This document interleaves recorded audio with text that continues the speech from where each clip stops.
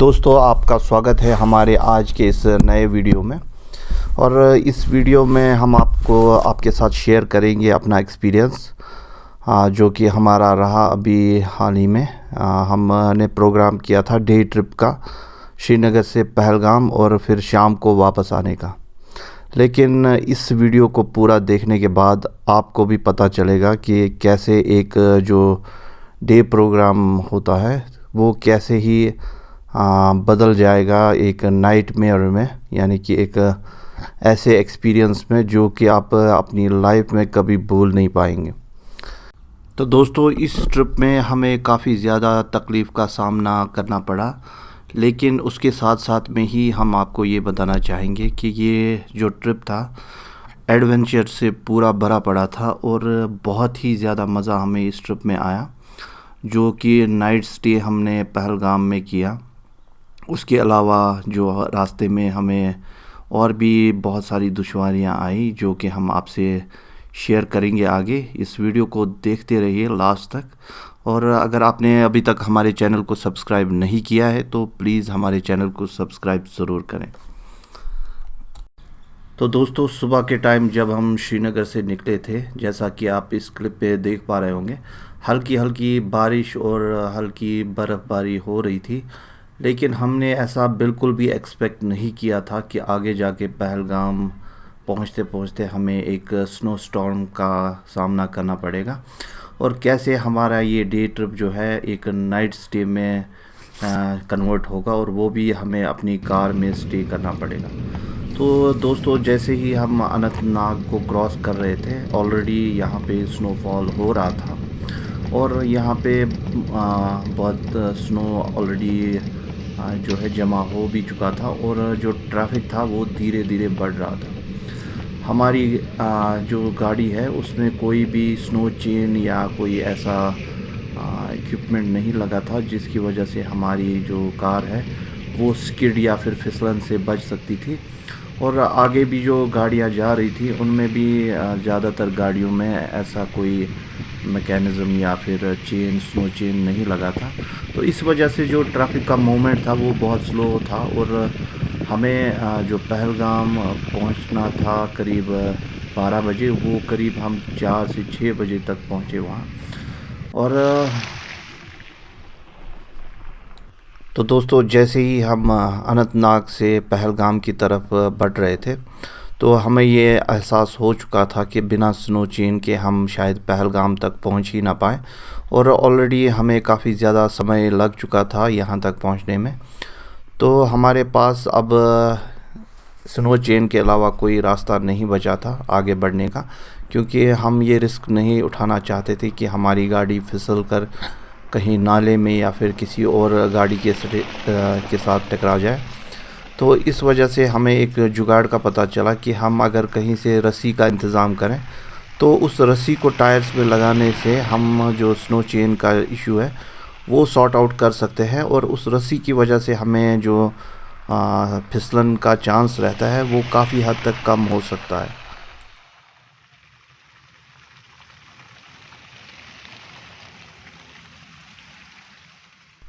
तो दोस्तों, आगे जैसे ही हम बढ़ रहे थे तो हमने एक लोकल शॉप से कुछ रस्सी ख़रीदी और उस रस्सी को हम अपने टायर्स के ऊपर बांधने लगे, जिसकी वजह से हमें आगे जाके जो है फिसलन का सामना ना करना पड़ा। और ये जो सॉल्यूशन है काफ़ी अच्छा रहा हमारे लिए, और हमने अपने गाड़ी को जो है वो टायर्स में वो रस्सी लगाई और हम उसके बाद हमने अपना सफ़र जो है फिर से शुरू किया पहलगाम की ओर। तो दोस्तों, जैसे ही हम पहलगाम पहुंचने वाले थे तो हमें ये ऑलरेडी एहसास हो चुका था कि हम एक स्नो स्टॉर्म का सामना कर रहे हैं, और स्नो स्टॉर्म की वजह से यहाँ पे काफ़ी ज़्यादा स्नो ऑलरेडी जो है जमा हो चुकी थी और बहुत तेज़ी से स्नोफॉल हो रहा था। और हमें अब यहाँ पहुँचते पहुँचते 6 बजने वाले थे, और इस वजह से हमें ये लग गया था कि अब हम ना ही यहाँ पे जो है आगे बेताब वैली या फिर आडू वैली या फिर कहीं और घूम सकते हैं। उसके अलावा हमको ये भी एहसास हो चुका था कि हम आज रात यहीं पे स्टे करने वाले हैं। तो दोस्तों, पहलगाम पहुंचते पहुंचते हमारी हालत ऑलरेडी ख़राब हो चुकी थी और हम यहाँ पे फंस चुके थे। हम ना ही आगे जा पा रहे थे और ना ही पीछे। तो यहाँ पे और भी बहुत गाड़ियाँ हमारे आगे पीछे फंस चुकी थी। तो इस वजह से हमने ये डिसाइड किया कि हम आज की रात अपनी कार में ही स्टे करेंगे, बिकॉज़ हमारे पास और कोई ऐसा ऑप्शन नहीं दिख रहा था।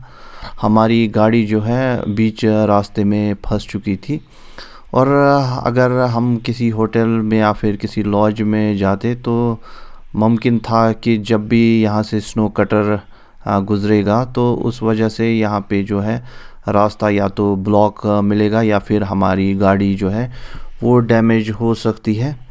इसके अलावा हाँ, नाइट भी बहुत हो चुकी थी और आगे पीछे कोई दिख नहीं रहा था। तो हमारे लिए हमारा जो सेफेस्ट ऑप्शन था वो था नाइट को स्टे करना अपनी कार में।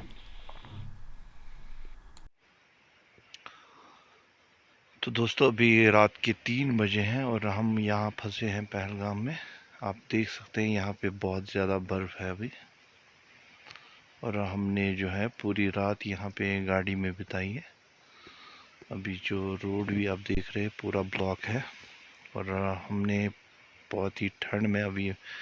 तो यहाँ पे रुकने का एक और रीज़न भी था कि यहाँ की जो स्ट्रीट लाइट्स है वो वर्किंग थी और इस वजह से हमें कुछ राहत मिली।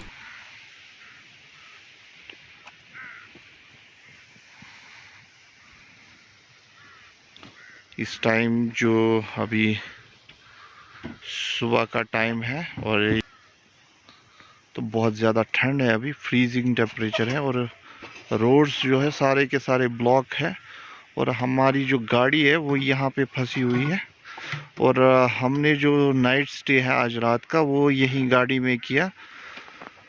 और यहाँ पे बहुत सारी गाड़ियाँ आपको दिख रही होंगी जो कि फंसी हुई है। अभी ये गाड़ियाँ आपको दिखाई भी नहीं दे रही होंगी। ये देखिए, जैसे आप यहाँ देख रहे हैं, ये एक गाड़ी है यहाँ पे ऑल्टो वाइट कलर की और ये पूरी ढकी हुई है बर्फ़ से। इतना ज़्यादा स्नोफॉल हुआ रात को यहाँ पे, तो आप अंदाज़ा लगा सकते हैं कि रोड्स की कंडीशन क्या होगी। तो दोस्तों, हम यहाँ पे जो है अपना जो धन्यवाद बियर ग्रिल्स को देना चाहते हैं, बिकॉज़ उसकी जो डॉक्यूमेंट्री को देखते हुए हमने अपने साथ कुछ इमरजेंसी का सामान अपने साथ लिया हुआ था, जिसमें एक gas stove, snow shovel, ready to eat food, उसके अलावा पानी, मेडिसिन और कुछ दूध वगैरह अपने साथ दिया था, जिसकी वजह से हमने जो है यहाँ पे अपना फूड खुद प्रिपेयर किया और सुबह में ब्रेकफास्ट भी किया। इसके अलावा हमें अपने गैस स्टोव से थोड़ी गर्मी भी मिली।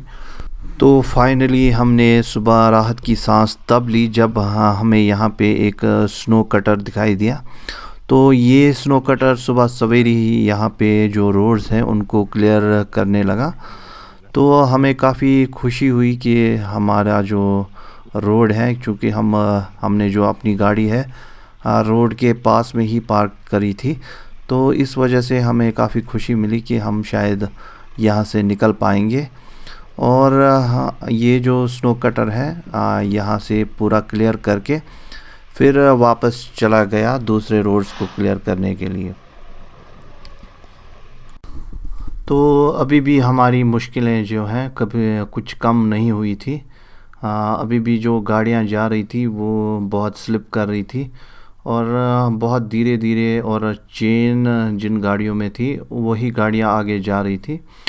तो इसकी वजह से हमें कुछ और काम करने की ज़रूरत थी। तो हमने ये फैसला किया कि हम कुछ और रस्सियाँ लेके अपने टायर्स में बांध के फिर आगे निकलेंगे।